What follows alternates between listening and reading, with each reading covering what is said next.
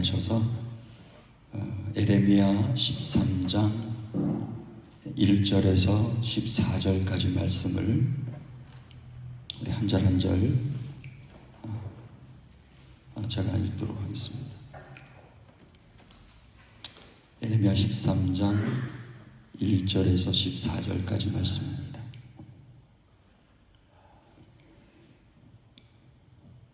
여호와께서 이와 같이 내게 이르시되 너는 가서 뱃띠를 사서 내 허리에 띠고 물에 적시지 말라 하시기로 내가 여호와의 말씀대로 띠를 사서 내 허리에 띠니라. 여호와의 말씀이 다시 내게 임하여 이르시되 너는 사서 내 허리에 띈 띠를 가지고 일어나 유브라데로 가서 거기서 그것을 바위 틈에 감추라 하시기로 내가 여호와께서 내게 명령하신 대로 가서 그것을 유브라데 물가에 감추니라. 여러 날 후에 여호와께서 내게 이르시되 일어나 유브라데로 가서 내가 내게 명령하여 거기 감추게 한 띠를 가져오라 하시기로 내가 유브라데로 가서 그 감추었던 곳을 파고 띠를 가져오니 띠가 썩어서 쓸 수 없게 되었더라. 여호와의 말씀이 내게 임하니라. 이르시되 여호와께서 이와 같이 말씀하시니라. 내가 유다의 교만과 예루살렘의 큰 교만을 이같이 썩게 하리라. 이 악한 백성이 내 말 듣기를 거절하고 그 마음에 완악한 대로 행하며 다른 신들을 따라 그를 섬기며 그에게 절하니 그들이 이 띠가 쓸 수 없음 같이 되리라. 여호와의 말씀이니라. 띠가 사람의 허리에 속함같이 내가 이스라엘 온 집과 유다 온 집으로 내게 속하게 하여 그들로 내 백성이 되게 하며 내 이름과 명예와 영광이 되게 하려 하였으나 그들이 듣지 아니하였느니라. 그러므로 너는 이 말로 그들에게 이르기를 이스라엘의 하나님 여호와의 말씀에 모든 가죽 부대가 포도주로 가득하리라 하셨다 하라.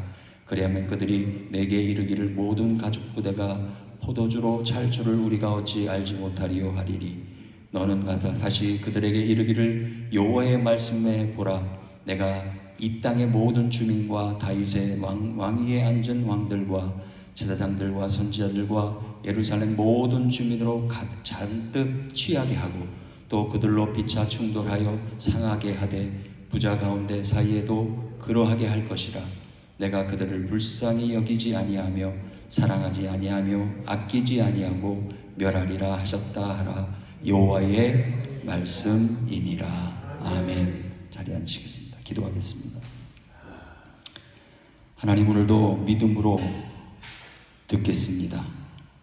그리고 이 말씀대로 살아가도록 우리에게 성령의 능력으로 함께해 주옵소서. 하나님 말씀을 듣다가 연약한 육신이 치료를 받게 하시고 우리의 혼탁한 영혼이 다시 새로움을 얻는 복된 시간 되게 하옵소서. 예수 그리스도의 이름으로 기도하옵나이다. 아멘.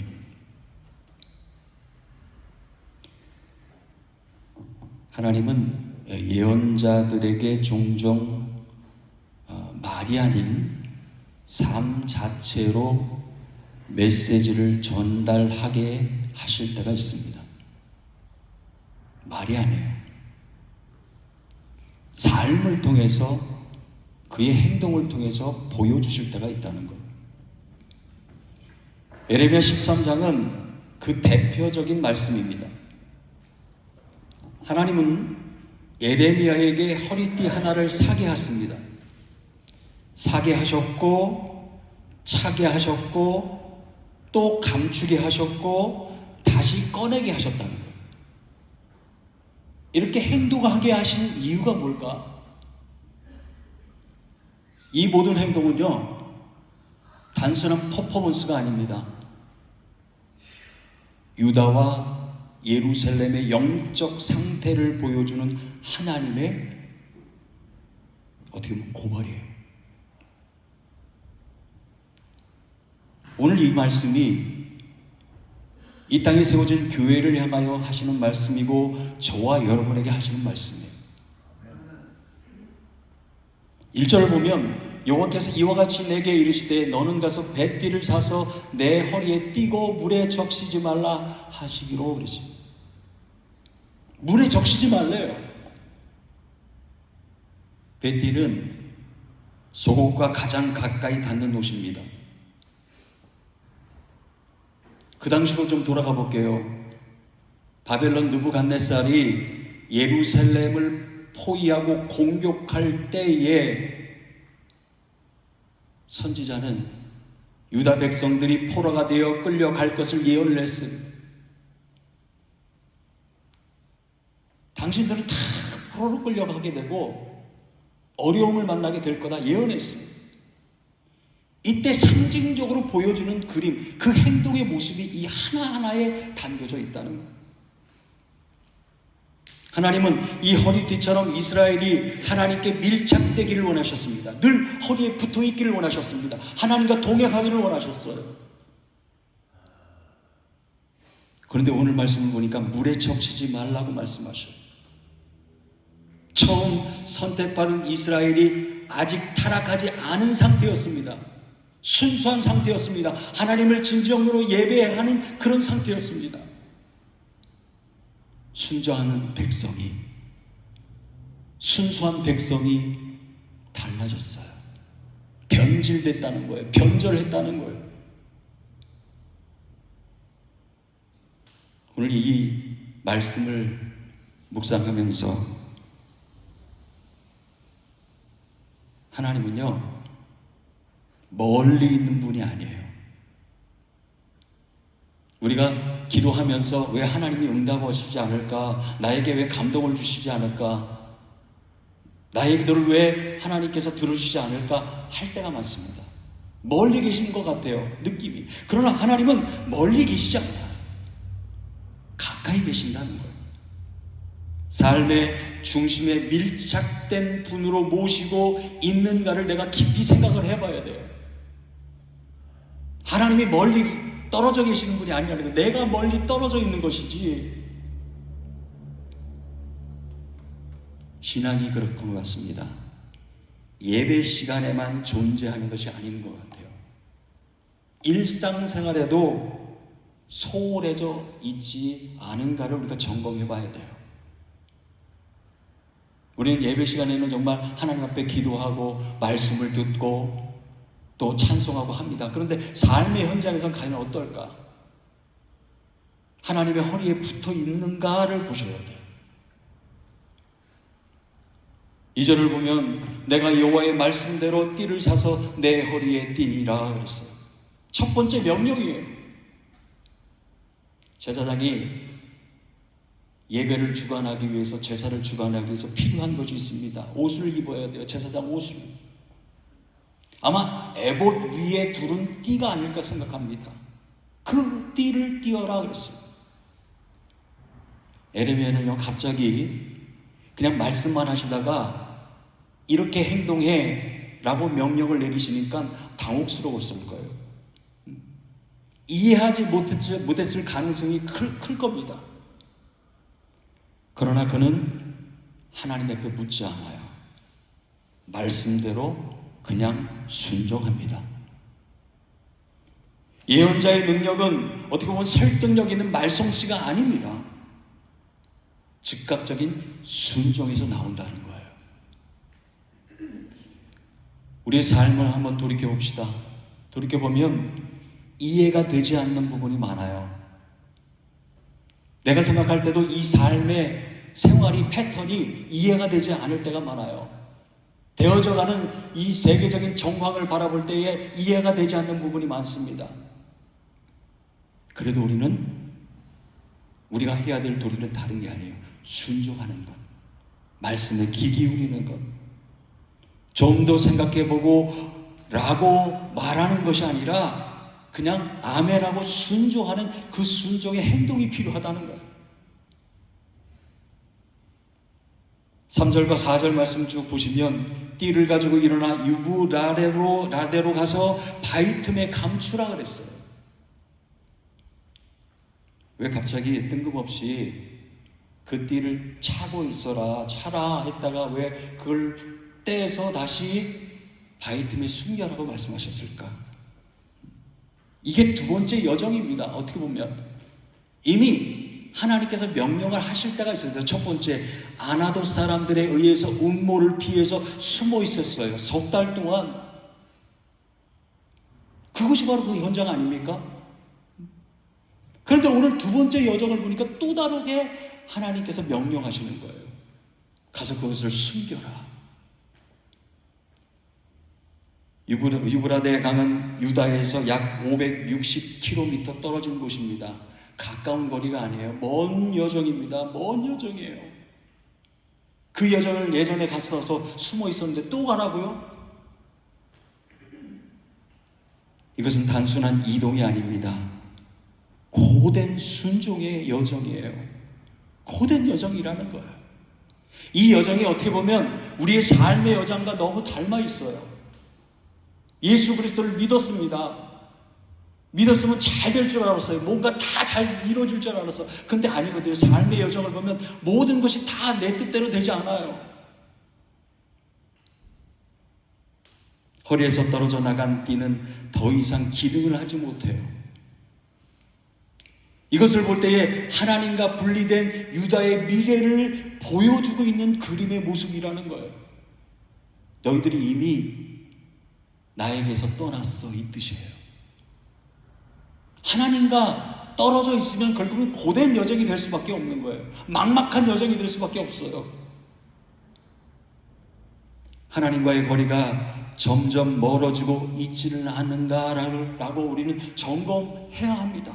지금 나의 믿음의 상태가 어떤가? 나의 신앙의 상태가 어떤가? 내가 실생활 속에서 정말 그렇게 말씀대로 살아가고 있는가? 처음엔 작은 불순종이었지만 지금은 꽤 멀리 와 있지 않는가? 그거를 점검해보고 또 점검해봐야 돼요. 5절을 보면 내가 여호와께서 내게 명령하신 대로 가서 그랬어요. 에레미야는 말씀을 부분적으로 순종하지 않았습니다. 처음부터 끝까지 그냥 듣고 그냥 행동했어요. 이것이 믿음이 아닙니까? 우린 부분적으로 순종할 때가 많아요.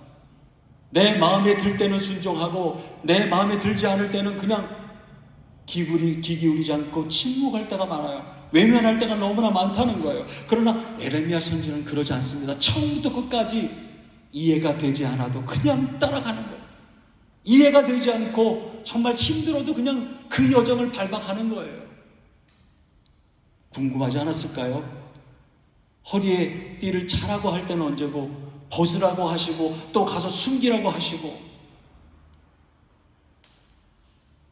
힘들어도 이해가 안 되어도 끝까지 가는 것이 우리의 믿음이 되어야 됩니다. 나의 순종을 어떻게 보면 편한 만큼만 하고 있지 않는가 생각을 해봐야 돼요. 하나님께서 끝까지 가라고 명령하십니다. 근데 우리는 끝까지 가지 못하고 중간에 멈칫해요. 왜 그러지? 왜 이렇게 되는 거지? 왜 가야 되나? 멈칫할 때가 많아요. 주변 사람들이 그렇게 안 살아가거든요. 그렇게 이해를 하지 않거든요. 근데 하나님은 가라고 하셔요. 그럼 가야 돼요. 그것이 그리스도인이 가야 할 길이고 저와 여러분이 가야 할 길입니다. 중간에 멈춰서는 안 돼요. 6절과 7절 말씀을 쭉 보시면 띠가 썩어서 쓸 수 없게 되었다라 그랬어요. 감추라고 했어요. 가서 다시 열어서 보라고 했어요. 가서 열어봤더니 어떻게 띠가 썩어 있는 거예요. 하나님은요, 이렇게 명령하시고 저렇게 명령하시고 이렇게 또 명령하시고 우리에게 요구하시는 상황이 너무 많을 때가 많아요. 우리에게 사명을 주실 때가 너무나 많아요. 벅찰 때가 많죠. 나는 감당할 수 없는데 하나님, 이걸 내가 어떻게 다 감당합니까? 시간이 흐른 뒤 가서 보니까 완전히 썩어있어. 이것이 핵심이 뭘까요? 하나님을 떠난 백성은 당장 무너지지 않습니다. 어떻게 보면. 근데 시간이 지나고 세월이 흐르면 썩어 있다는 거예요. 냄새가 난다는 거예요. 우린 몰라요.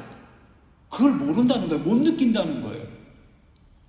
겉보기에는 멀쩡해 보여도 본래의 목적을 상실한 존재는, 하나님을 떠나 있는 존재는 결국 썩어 있다는 거예요. 믿음이 썩어 있고, 생활이 썩어 있고, 신앙이 썩어 있고, 영적 상태가 썩어 있다는 거예요. 이게 무서운 거예요. 겉으로는 신앙생활을 하고 있는 것 같아. 내가 주일만 되면 와서 예배를 드리고 앉아 있어요. 계속 그렇게 살아가요. 그런데 나중에 알고 보니까 마음이 허전한 거야. 허탈한 거야. 영적으로는 썩어가고 있지 않는가를 생각해 봐야 돼요. 하나님께 쓰임받는 삶이 아니라 그저 존재만 남는 그 신앙이 아닌가라고 생각을 해봐야 돼요. 그냥 존재만 남아있는 신앙이 아닌가. 8절과 9절 말씀을 여러분 보시면, 내가 유다의 교만과 예루살렘의 큰 교만을 이같이 썩게 하리라 그랬어요. 여호와께서 다시 에레미야에게 말씀하시는 것이 깊이가 있는 말씀이에요. 문제의 뿌리는 뭡니까? 문제의 뿌리를 찾아봐야 되잖아요. 도대체 원인이 뭘까? 이렇게 썩어 있는 원인이 뭘까 찾아봐야 돼요. 우리는 그런데요, 원인을 찾지 않고 뭘 찾아요? 그냥 겉돌아서 찾아요. 저 사람 때문인가? 아니면 나 때문인가? 누구 때문인가? 문제의 뿌리는 교만이었습니다. 교만이었다는 거예요. 하나님 자리에 내 자신이 올라가 있었다는 거예요. 하나님 없이도 괜찮다고 생각하는 그 마음, 내가 할 거야, 나의 경험으로 할 거야, 내 생각으로 할 거야, 그때가 너무 많다는 거예요. 말씀 앞에 엎드려 기도하기보다 자기 판단을 신뢰하는 그 태도가 우리에게 있었다는 거예요. 그걸 보셔야 돼요. 요즘 여러분들의 선택의 기준이 어디에 있습니까? 스스로 한번 질문해 보세요. 어떤 결정을 할 때에 그 선택의 기준이 나였을까? 아니면 하나님 앞에 엎드려 하나님께 묻고 하나님 기준으로 내가 결정을 했을까? 때로는 내 경험을 의지할 때가 많습니다. 자존심을 의지할 때가 많습니다. 하나님 없이도 잘 살 수 있어, 하나님 없이도 내가 잘 선택할 수 있어 라고 말할 때가 많아요. 그렇게 생각할 때가 너무나 많아요. 은근슬쩍 그렇게 살아갈 때가 많아요. 10절에 내 말 듣기를 거절하고 다른 신들을 따라 섬겼다라는 거예요. 이 악한 백성이 그렇게 변질된 거예요. 언제부터 이렇게 변질이 됐을까요? 여러분, 심각한 문제입니다.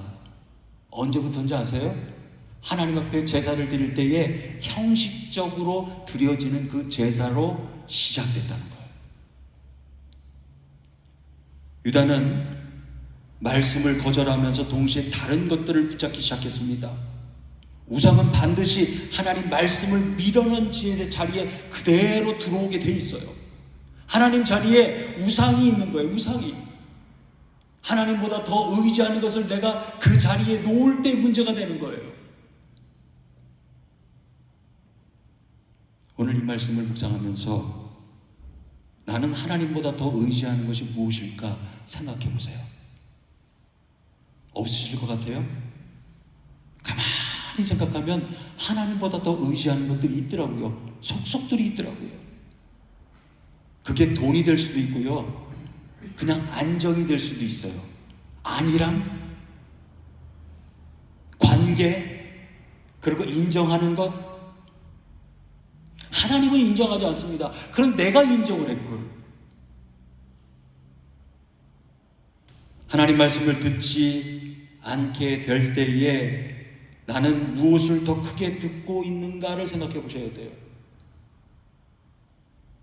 우리가 귀 기울여 정말 집중해서 들어야 될 건 하나님의 음성인데, 그 음성이 아니라 세상의 음성을 들을 때가 많다는 거예요. 정보의 음성을 들을 때가 많다는 거예요. 사람들의 목소리를 들을 때가 많다는 거예요.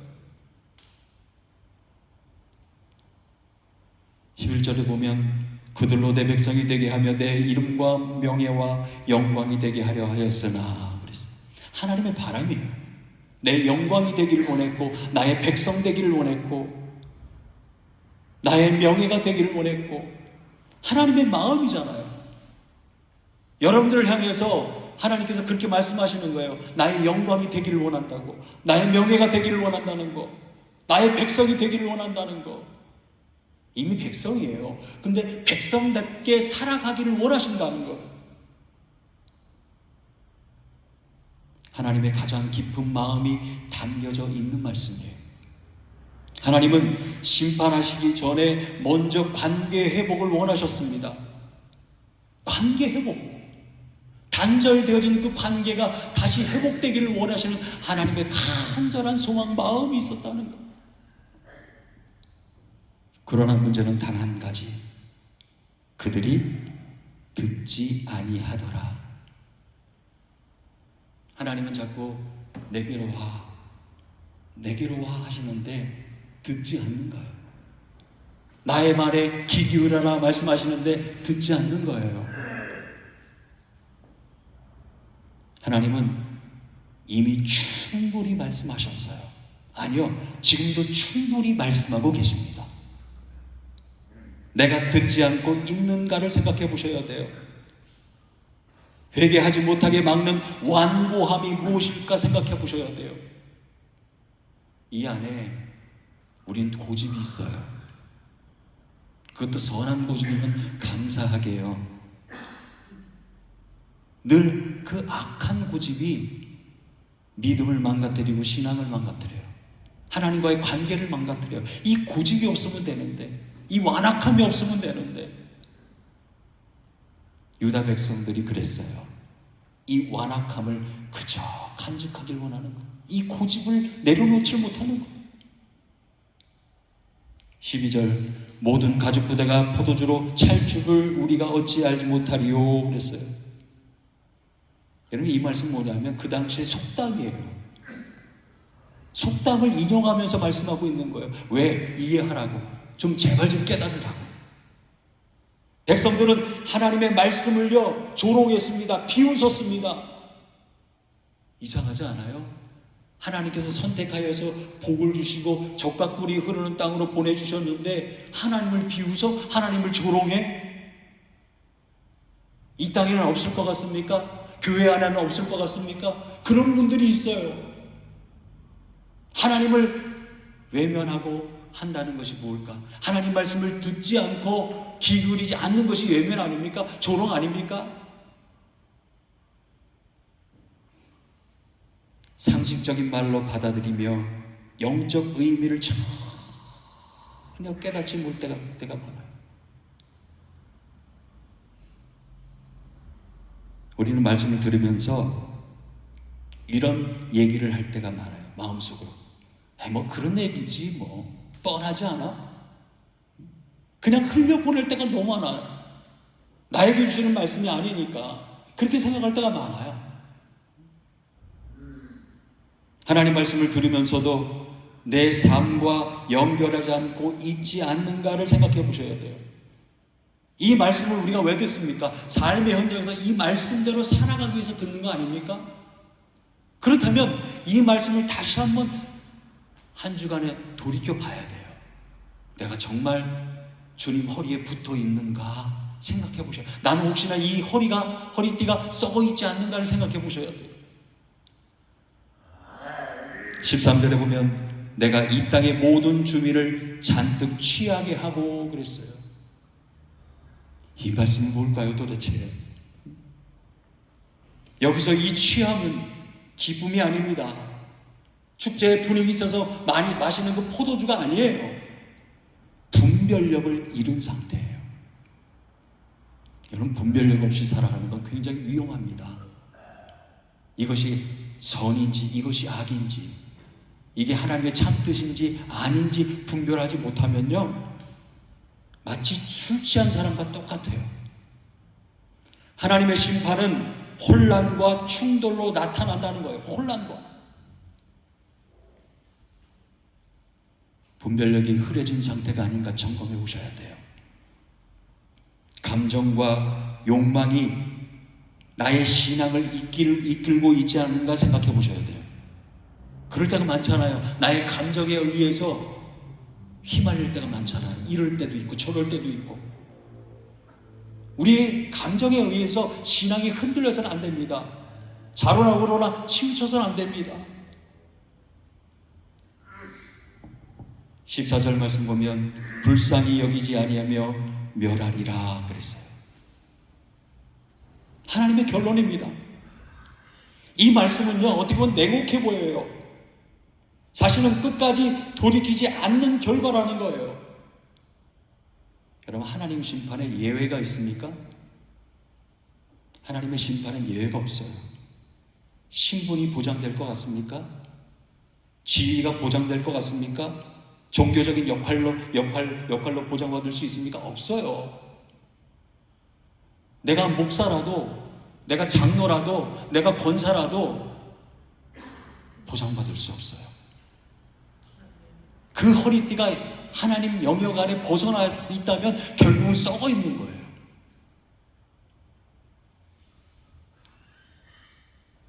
나는 괜찮겠지. 나는 괜찮아. 아니라면 빠지지 마세요. 오늘 이 에레미야 선지자가 말씀하신 하나님 말씀을 대언한 이 말씀이 오늘날에도 적용이 된다는 말씀이에요. 오늘날에 우리에게 하시는 말씀이라는 거예요. 나에게 하시는 말씀이라는 거예요. 지금이라도 돌아가야 할 그 자리가 무엇인지를 확인하세요. 회개해야 될 부분이 무엇인지를 보셔야 돼요. 왜 허리띠가, 나의 믿음의 허리띠가 왜 썩어 있는지를 보셔야 돼요. 하나님께서 예레미야를 통해서 말이 아닌 행동으로 말씀하셨던 그 이유가 가만히 묵상해 보니까 오죽 답답하시면 그러셨을까? 하나님이 오죽 급하시면 그러셨을까? 에레미야야, 허리띠를 차봐. 찼어. 뭔 의미인지 몰라. 그것을 벗어. 네. 그것을 가서 저 바위 밑에다가 숨겨놨어. 돌아왔습니다. 한참 동안 기다렸어요. 무슨 의미인지 까마득하게 잊어버렸을지도 몰라요. 근데 하나님이 갑자기 부르셔서 가서 그 허리띠를 찾아. 가서 보니까 썩어 있는 거예요. 너희 민족이 이와 같대. 그 말씀을 듣는 순간 에레미야가 억장이 무너지네. 그 자리에서 엉엉 울었을 겁니다. 하나님, 맞습니다. 맞습니다. 우리 백성이 이래서 하나님의 심판을 피할 수 없습니다.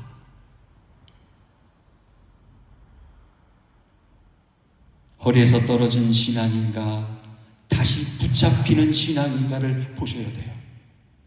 여러분은 허리에서 떨어져 있는 신앙이 아니라 다시 붙임을 받는 신앙이 되기를 소망합니다. 허리띠는 허리에 붙어 있을 때만 의미가 있어요. 이스라엘은 하나님께 붙어 있을 때의 영광된 민족이었습니다.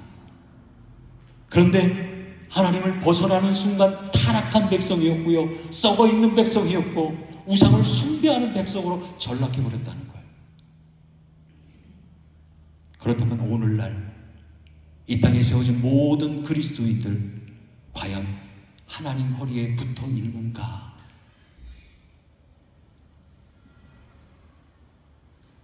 떨어졌을 때 썩어 쓸모없는 존재가 되었다면 다시 하나님 그 허리띠를 건져내셔서 구원하셔서 다시 솟게 하시고 다시 하나님 허리띠에 붙여주세요 라고 기도해야 돼요. 오늘 우리에게 주시는 질문은 이것입니다. 너는 지금 내 허리에 붙어 있느냐? 묻고 계세요.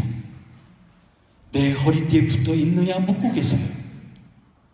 여러분 속으로 답해 보세요. 하나님, 신앙은요, 제가 이 말씀을 묵상하면서 그렇게 깨달음을 주시더라고요. 신앙은 거리의 문제가 아니라 관계의 문제구나. 하나님과의 관계의 문제더라고요. 관계의 문제. 하나님 앞에, 아니 하나님과의 관계 속에 관계가 정말 원활하다고 생각하십니까? 그렇다면 안심이 되는 거예요. 근데 현재의 나와 하나님과의 관계가 멀어져 있다면, 떨어져 있다면 그건 문제가 심각한 거예요. 오늘 다시 하나님께 가까이 돌아갑시다. 가까이 돌아갑시다. 아직 썩기 전에 다시 붙잡히는 은혜를 하나님 앞에 구합시다. 기도하겠습니다. 사랑의 하나님, 우리를 허리띠처럼 가까이 두시고 주님의 영광과 이름이 되게 하려 하셨음에도 우리가 말씀을 듣지 않고 떨어져 썩어가던 것을 회개합니다. 하나님, 다시 우리를 붙잡아 주옵소서. 교만을 꺾어 주옵소서. 고집을 꺾어 주옵소서. 완악한 마음을 부드럽게 하시며 말씀에 즉각 순종하는 삶으로 돌이키게 하옵소서. 우리의 신앙이 장식이 아니라 필요할 때만 쓰는 옵션이 아니라 삶의 중심이 되게 하옵소서. 다시 주님께 쓰임받는 존재로 회복시켜 주옵소서. 예수 그리스도의 이름으로 기도하옵나이다. 아멘.